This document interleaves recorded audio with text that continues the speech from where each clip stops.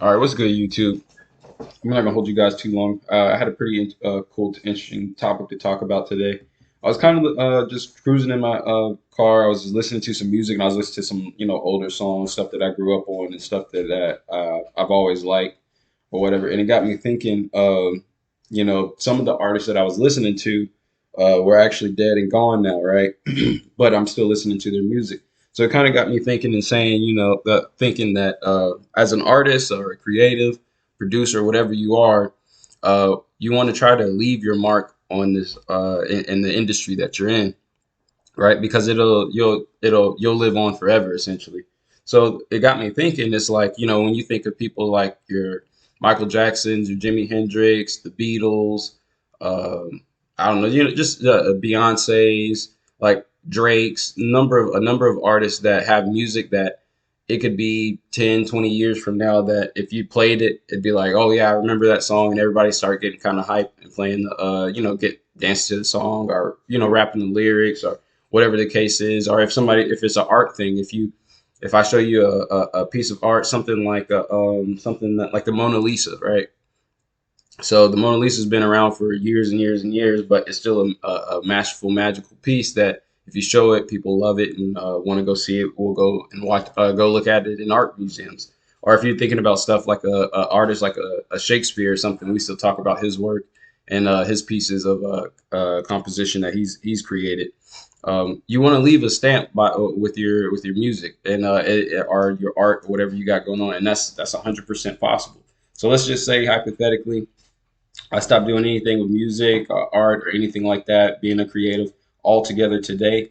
And it'd be 10, 15, 20 years. As long as the internet still exists, man, you guys would still be able to watch my videos, listen to my music, look at the art that I've made, and just see what I've done. And it'd be 10, 20 years from now. So it's when you put your music out there and your content and stuff like that, you basically are essentially leaving a stain on this earth of you. And that's, I mean that in a good way. So it's like you'll make your content, your music, your songs, or whatever, and it could be something that in 5, 10 years I could just pull right back up on the internet and show if I had kids, if or if other family members, or I can show people like, hey, a couple years ago I did this, I left my mark on the industry that I'm in. So it's kind of like athletes, right? So you've got certain athletes that's in the NFL that are known to be great athletes and like the greatest of all times. Your people like your LeBron James, your Kobe Bryants, your Michael Jordans, and things of that nature.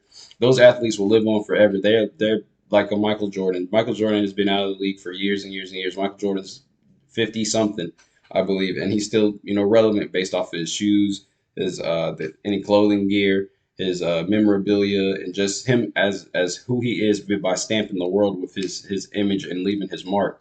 So when Michael Jordan gets old and gray and is dead and gone, he will still live on and still be here because people will still be buying Jordan shoes.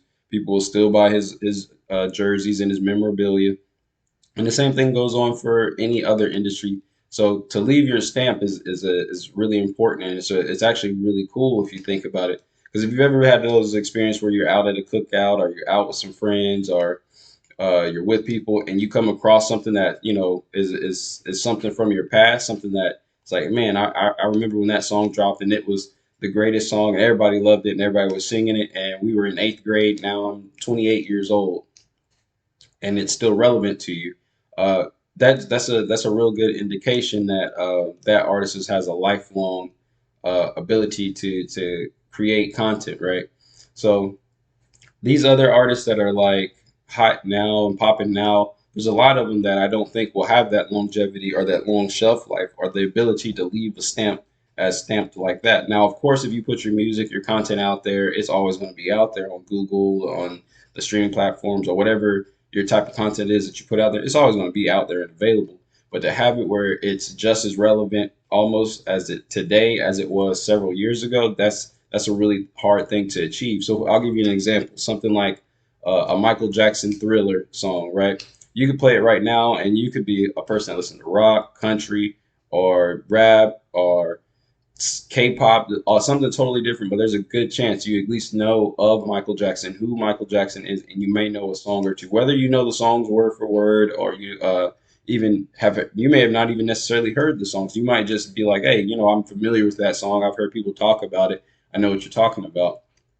Um, that's one of those things where when it comes down to being an artist or a creative, you want to make sure you leave your stamp, so that way you essentially live on forever. People will push and promote your content well after you've stopped making that content, or either you've moved on to your next project. So people all ask me all the time about wave one and two, and I haven't done anything with wave one and two as far as promotion and that or anything else in years. It's just people ask about it because it's something that they enjoy, they like because of the artist and the content and what I did to actually create that.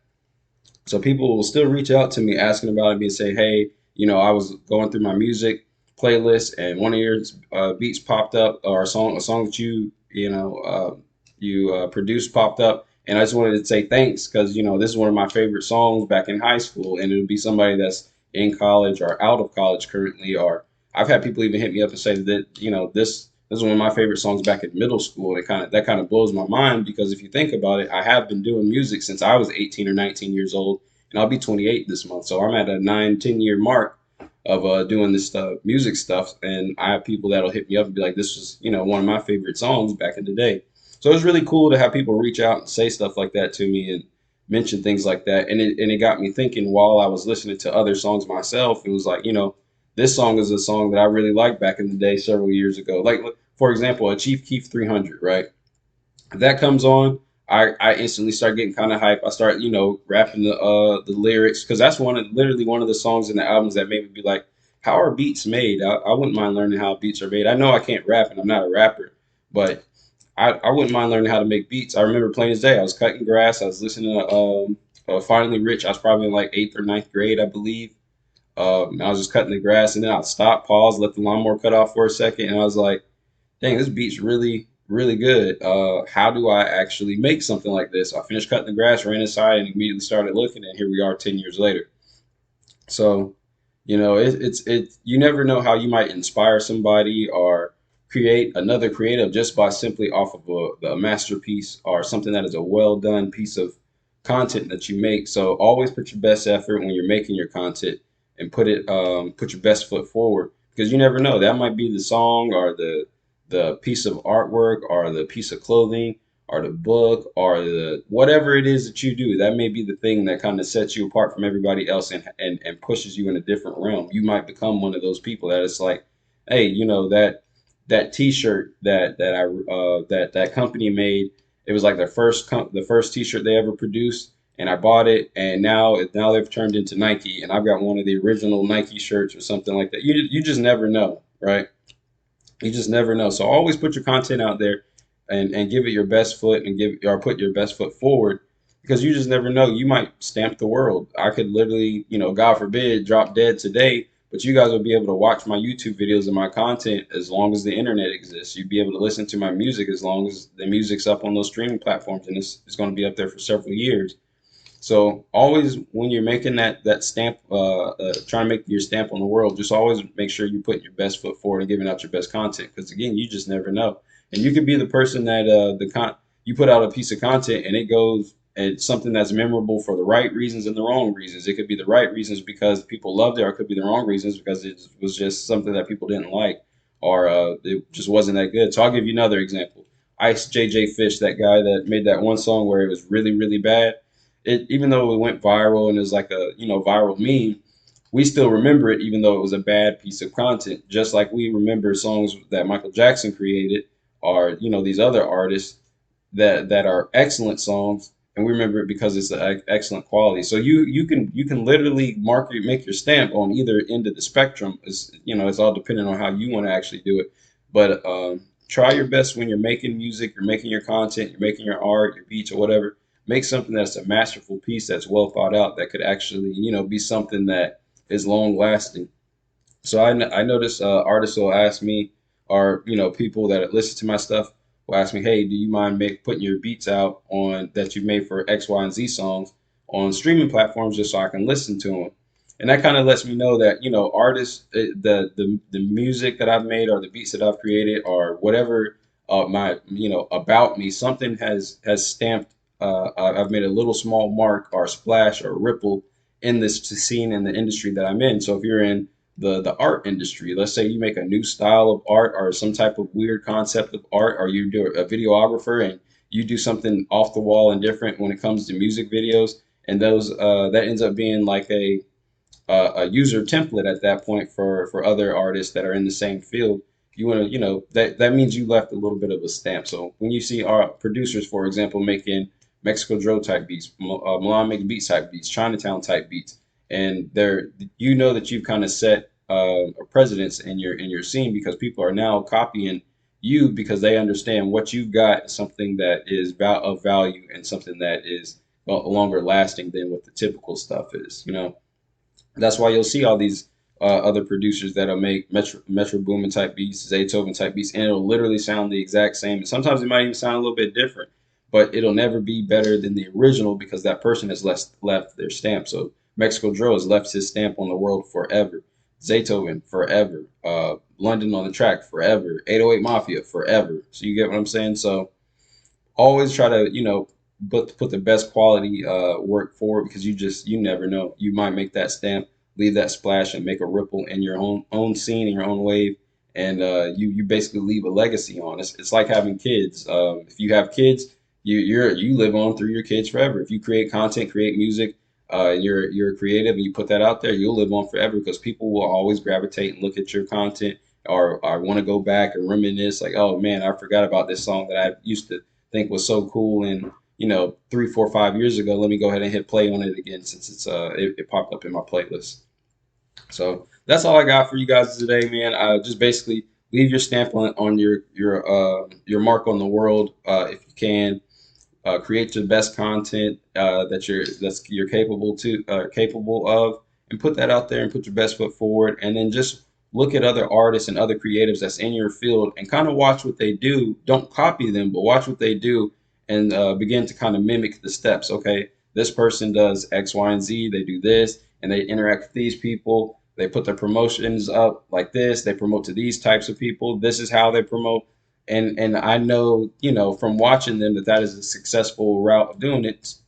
Start, cherry picking some of these things that you see other people doing that will work, and use it in your own type of your own system, and create your own template. And you never know, you'll end up might be the next artist that leaves their stamp on the world. I think a lot of people don't realize how easy it is nowadays to actually leave that stamp. Even if you don't get a bunch of plays on your music, let's say you just get 100 plays on your music, but you put it out there on all your the streaming platforms, it could be 10, 20 years later, and your music is still out there on that streaming platform, and you've left a stamp on the world of something that, when you're dead and gone, or you're moved on past that genre, you still have something that you contributed to there.